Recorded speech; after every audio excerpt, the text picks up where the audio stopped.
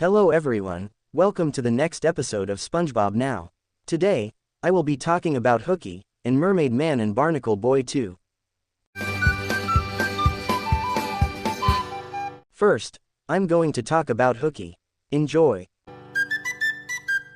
In the beginning of the episode, Mr. Krabs rushes to the Krusty Krab while shouting and panicking like a maniac, telling his customers of the return of the hooks.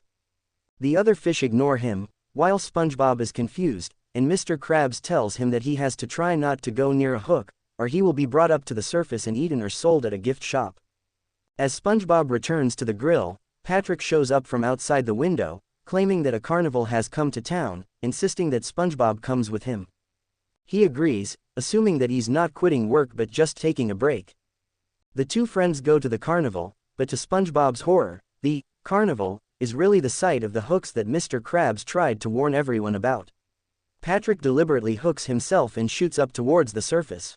SpongeBob panics with concern until Patrick returns, explaining that he jumped off and floated down just before he reached the surface. Ignoring what Mr. Krabs said, SpongeBob then plays Hooky with Patrick.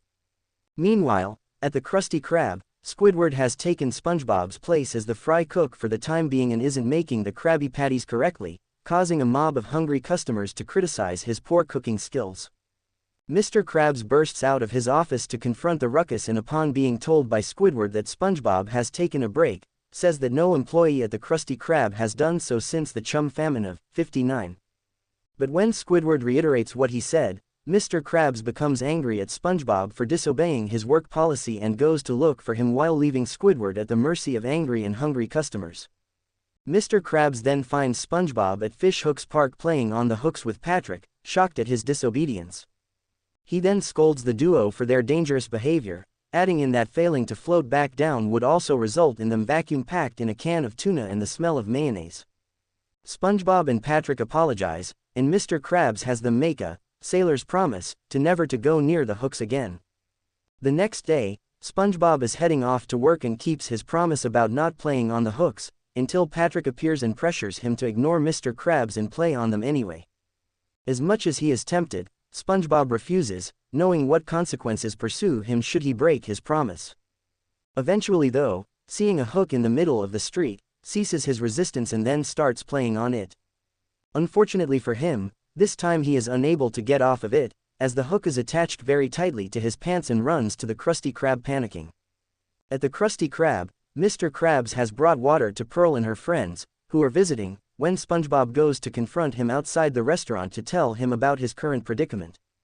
Mr. Krabs tries to confirm whether SpongeBob broke his promise and continued playing on the hooks anyway, with the latter trying to hide the hook in his pants from view until he finally admits to doing so. SpongeBob asks Mr. Krabs if there was any way for him to get free. Mr. Krabs tells him that there was only one solution: take his pants off. In front of the girls. Seeing that there's no other way out, SpongeBob reluctantly takes off his pants, revealing that the hook not only got his pants, but his underwear as well. SpongeBob is very hesitant to take off his pants due to his embarrassment. As he is about to be reeled in by the fisherman, he hangs onto the clam pole as a self-restraint method before the hook tears off the underwear, sending SpongeBob flying onto the Krusty Krab doors naked, with Pearl and her friends laughing at him. SpongeBob runs back to his house, horrified and humiliated. Squidward returns to the Krusty Krab with a fishing pole and SpongeBob's underwear, indicating that Mr. Krabs, Squidward, and Pearl got together to teach SpongeBob a lesson about hooks, and Mr. Krabs has seen that SpongeBob will never play with them ever again.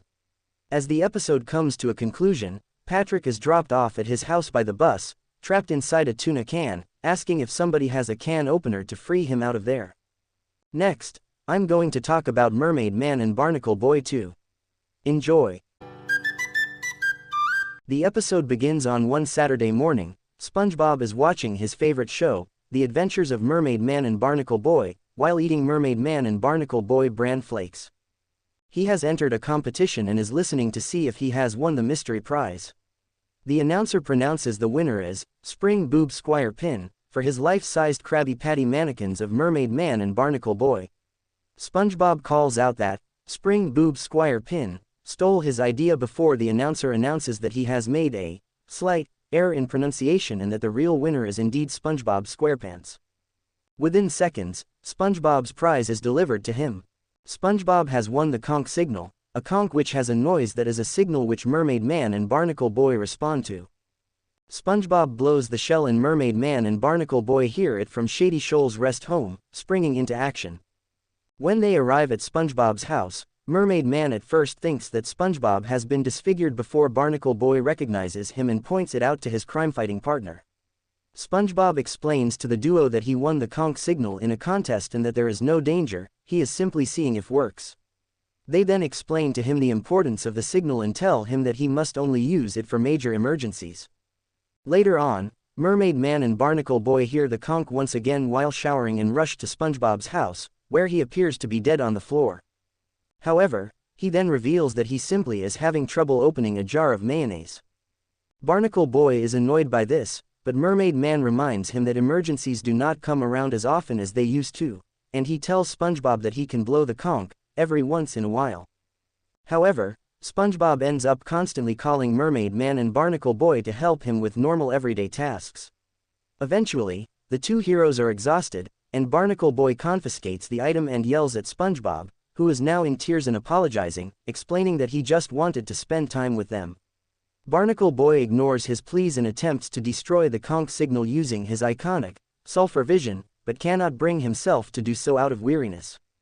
Mermaid Man stops him from scolding SpongeBob and tells SpongeBob that the conch signal is too great of a responsibility for him. Instead, they let SpongeBob join them on their daily patrol, with SpongeBob dressed as a superhero. They do various activities, such as keeping lookout from on top of a tall building. While patrolling the streets in the invisible boatmobile, Mermaid Man and Barnacle Boy see an old man, who was once the atomic flounder. The two joke about how he could possibly return to villainy before SpongeBob attacks the old man, taking the joke seriously. They stop him as he states his misconception, not understanding that the man is no longer a villain or threat. Angered by this revelation, the former atomic flounder pushes SpongeBob off of him as he yells at the heroes and blows atomic breath in Barnacle Boy's face, disintegrating it. The fumed old man then storms off from the heroes. At a diner, SpongeBob asks Mermaid Man and Barnacle Boy what they will do the next day before they ask SpongeBob to find their theme song on a jukebox. As he tries to find it, they both remark he is a good kid but a pain and decide to ditch SpongeBob. Outside, however, they are attacked and trapped by their nemesis, the Dirty Bubble. When SpongeBob finally finds the song, which is the special dance mix version, he comes outside to tell them and sees their predicament. He asks the Dirty Bubble for his autograph, saying that he is his favorite supervillain, and accidentally pops the Dirty Bubble with the tip of the pencil, saving the day. The trio then ride off in the invisible boatmobile and closes the episode singing a Mermaid Man and Barnacle Boy themed version of Jingle Bells. And that is every episode of SpongeBob SquarePants Season 1 I talked about. Thanks for watching. Stay tuned for Season 2, coming February 1st. Subscribe for more videos. Goodbye everyone.